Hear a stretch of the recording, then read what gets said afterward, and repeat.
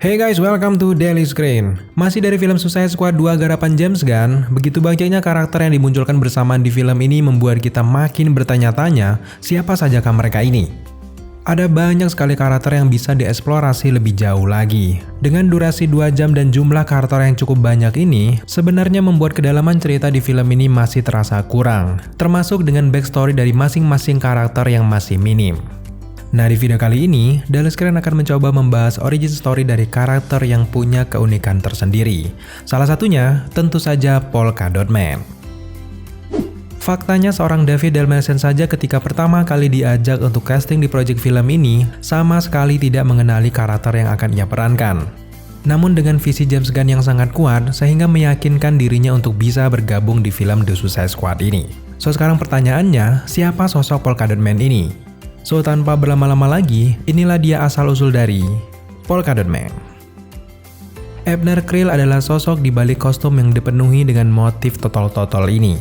Nah, karakter ini pertama kali muncul di detektif komik bagian 300 pada tahun 1962. Seorang Abner Creel juga dikenal dengan julukan Mr. Polka Dot. Nama dan penampilan yang sangat spesifik membuat karakter ini tampil memukau di film Suicide Squad yang kedua.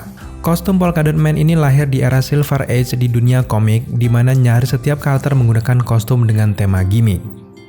Tapi jangan salah dulu loh guys, di balik penampilan yang lucu dan juga unik ini, ternyata Polka Dot Man juga adalah seorang villain untuk Batman.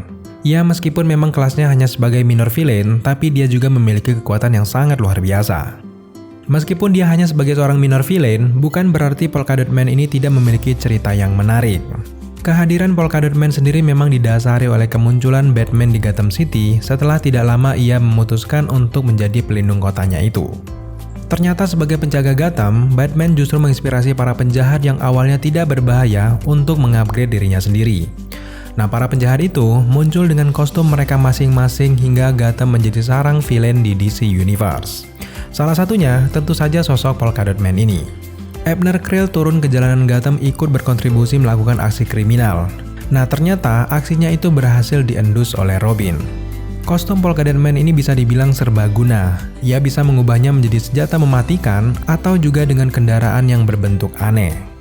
Dari totol-totol Polka Dot inilah yang akhirnya berhasil membantunya mengalahkan Robin. Robin yang awalnya berniat menangkap Polka Dot Man justru berbalik ditangkap oleh villain satu ini. Namun pada akhirnya memang Batman berhasil menyelamatkan Robin dan akhirnya mengalahkan Polka Dot Man. Sebagai seorang villain kelas bawah, kehidupan Abner Creel ini memang terbilang cukup tragis. Di dalam sejarah komiknya, Polka Dot Man ini tidak akan pernah mampu mengejar popularitas super villain lain yang lebih berbahaya. Beberapa tahun kemudian setelah Batman mengalahkannya, Abner Creel yang bebas dari penjara itu ternyata kembali beraksi sebagai Polka Dot Man. Setelah keluar dari penjara, Abner Creel ini memang sangat hancur dan ia benar-benar sangat bangkrut. Ia menjadi pengangguran dan tidak punya uang sama sekali. Ditambah lagi Abner Creel ini juga sangat putus asa karena memang kehidupannya tidak kunjung baik. Sementara itu, di kehidupannya ada banyak sekali tagihan yang harus ia bayar untuk menyambung kehidupannya. Karena situasi inilah yang akhirnya memaksanya untuk melakukan aksi kriminal lagi. Singkatnya, Abner Creel ini tidak punya biaya untuk membuat ulang atau membeli peralatan yang bisa ia rancang untuk kostumnya. Kostum yang ia kenakan hanyalah kostum biasa tanpa peralatan apa-apa. Pada akhirnya, Abner Creel ini menggunakan tongkat baseball untuk merampok toko perhiasan. Nah, dalam upaya perampokan itulah, ia terlibat dalam sebuah insiden kecil. Nah, di sini, Abner Creel berhadapan dengan Officer Foley dari Gotham City Police Department. Detektif Harley Bullock kemudian memukulinya hingga babak belur. Detektif Harley pada saat itu merasa sangat muak dengan para penjahat berkostum yang semakin bertambah jumlahnya di Gotham City. Nah, serangan itu ternyata dimanfaatkan Abner Creel untuk mengubah keadaannya. Ia mengajukan tuntutan ke pengadilan atas aksi brutal detektif Harvey yang memukulinya tanpa ampun itu. Nah, dari tuntutan itulah akhirnya membuat detektif Harvey ini terpaksa mendapatkan penanganan psikiater. Setelah itu, Abner Creel memutuskan untuk tidak melakukan kriminal lagi. Ia ternyata sudah lelah mengganggu Batman. Setelah lukanya sembuh, Abner Creel kemudian berubah menjadi seorang pecandu alkohol. Sebagian besar waktunya dihabiskan dengan mabuk-mabukan di sebuah bar. Ia bahkan menjadi bahan tertawaan para penjahat lainnya di Gotham City. Selain hanya sebagai villain yang tidak begitu diperhitungkan oleh Batman, Abner Creel juga hanya sebatas lelucon di kalangan para penjahat. Singkatnya memang hidupnya benar-benar sangat tragis guys. Tidak sampai di situ saja, bahkan kesialan di hidupnya semakin menjadi-jadi ketika Dick Grayson yang sudah menjadi Nightwing menghancurkan sebuah bar bernama My Alibi. Bar itu adalah bar untuk para penjahat. Sialnya, Abner Kale yang berada di bar itu menjadi korban keganasan Dick Grayson pada saat itu. Ia kemudian dilemparkan ke jendela dan mendarat di jalanan. Singkatnya, polisi menangkap April Kale lagi. Storyline ini ada di dalam komik Nightwing bagian 104 pada tahun 2005. Selanjutnya, karakter Polka Dot Man muncul kembali di edisi komik Final Crisis Aftermath Run Issue bagian 2 pada tahun 2009. Nah, di edisi ini, Polka Dot Man diceritakan bergabung dengan kelompok villain yang dipimpin oleh Immortus. Dia bersama dengan Profesor Milo dan juga Condiment King bekerja sama dengan kelompok ini. Nah, di tahun yang sama, Polka Dot Man kembali muncul di edisi komik Final Crisis Aftermath Run Issue bagian 4. Nah, di edisi ini, dia ditugaskan untuk menangkap Human Flame yang mengkhianati Immortus. Setelah berkhianat, Human Flame ini lari dengan membawa sebagian besar uang hasil kejahatan kelompok penjahat yang dibentuk oleh Immortus itu. Nah, di dalam edisi inilah, Polka Dot Man mengakhiri hidupnya. Seorang Abner Kale memang tumbuh sebagai villain yang tidak populer. Ia bahkan menjadi bahan lelucon sesama penjahat di Gotham.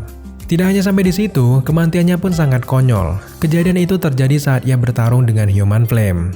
Dengan kekuatannya, Human Flame ini meledakkan saluran gas. Nah, pada insiden itu, mengakibatkan penutup lubang got tersebut terlepas dan menghantam kepala Polka Dot Man hingga terkorak dari Polka Dot Man ini hancur. Sungguh kematian yang sangat konyol, tapi memang tetap sangat brutal. Kematian tragis Polka Dot Man kembali digambarkan di versi lain. Dalam sebuah komik prequel di Injustice 2, Polka Dot Man dikisahkan sudah bergabung dengan Suicide Squad. Seorang villain yang digambarkan sangat misterius ternyata membunuh Polka Dot Man. Sebenarnya, villain itu adalah Jason Todd yang sedang menyamar. Jason Todd membunuh Polka Dot Man dengan meledakkan bom yang dipasang di kepala setiap anggota Suicide Squad. Alasannya sangat sederhana, Jason Todd menganggap bahwa Polka Dot Man adalah member Suicide Squad yang tidak berguna. Sejauh ini memang nasib dari Polka Dot Man sangat tragis ya guys. Bahkan di versi berbeda, Polka Dot Man lagi-lagi diberikan momen kematian yang konyol dan juga brutal. Di film Suicide Squad yang kedua ini menjelaskan origin story yang lebih dark lagi. Di balik kekonyolan karakter ini, James Gunn membalut backstory Polka Dot Man dengan sedikit lebih elegan dan juga dark khas DC. Di dalam sebuah scene, Abner Kale menceritakan asal-usul kekuatannya. Hal ini ia lakukan ketika Peacemaker sudah sangat muak dengan kekuatan aneh dan juga bintik polka dot di wajahnya itu. Di sini Abner Kale bercerita bahwa ibunya adalah seorang ilmuwan di Star Labs. Ibunya sangat terobsesi untuk menjadikan anak-anaknya menjadi seorang superhero. Ibu Polka Dot Man ini kemudian menyuntikkan sesuatu ke dalam tubuh anak-anaknya. Dari kejadian itu, ada anak-anaknya yang mati dan ada juga yang selamat. Nah, percobaan ibunya ini kemudian berhasil membuat Abner mendapatkan kekuatan Polka Dot serbaguna miliknya. Kebenciannya terhadap sang ibu justru di sini membuatnya menjadi seorang superhero. Di film The Suicide Squad ini, ia bahkan berhasil memberikan serangan ke kaki Starro, meski pada akhirnya Starro menghantamnya dengan satu injakan saja. Lagi-lagi kematiannya sangat konyol untuk Polka Dot Man. Tapi memang ketika scene kematian dari Polka Dot Man ini, ia sempat berteriak bahwa ia adalah superhero. Meskipun kematiannya sangat konyol, paling tidak seorang Polka Dot Man mengakhiri perjalanannya di Suicide Squad ini dengan cukup baik. Memang sangat sayang sekali kalau karakter unik ini harus mati seperti ini. Lalu pertanyaannya sekarang, apa alasan James Gunn memasukkan nama Polka Dot Man sebagai salah satu karakter penting di The Suicide Squad? Bahkan, Polka Dot Man ditemarkan di tim utama bersama dengan Bloodsport, King Shark, Ratcatcher 2, dan tentu saja Peacemaker. Memang sejauh ini belum ada jawaban yang pasti, namun memang sempat James Gunn menjawab pertanyaan itu dengan jawaban yang sangat-sangat singkat. Ia mengatakan seperti ini, "It doesn't matter." Namun memang kalau kita menelisik lebih jauh lagi mengenai sepak terjang James Gunn, kita mungkin akan menemukan sebuah jawaban.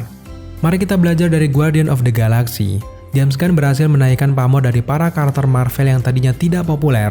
Bahkan bagi penonton awam, karakter Guardian of the Galaxy ini awalnya tidak dikenal sama sekali. Nah, treatment seperti ini ternyata digunakan lagi oleh James Gunn untuk karakter Polka Dot Man. Dengan backstory yang menjanjikan, penampilan unik, dan juga karakter yang punya potensi, apakah DC benar-benar akan menyia-nyiakan karakter satu ini? Atau mungkin kalian punya teori lain? Silahkan tambahkan di kolom komentar di bawah. Oke guys, itulah sekilas dari asal-usul dari Polka Dot Man. Memang sejauh ini tidak banyak bisa kita gali dari seorang Polka Dot Man. Karena memang di dalam komiknya sendiri Polka Dot Man ini juga tidak terlalu populer dan juga tidak terlalu banyak muncul di komik-komik DC. Oke guys, terima kasih sudah menyaksikan video kali ini. Jika kalian suka dengan konten seperti ini, jangan lupa dukung kita dengan cara subscribe, like, komen, dan share. Serta jangan lupa juga untuk nyalakan notifikasi, agar kalian mengetahui apabila kita mengupload video setiap harinya. Thank you guys.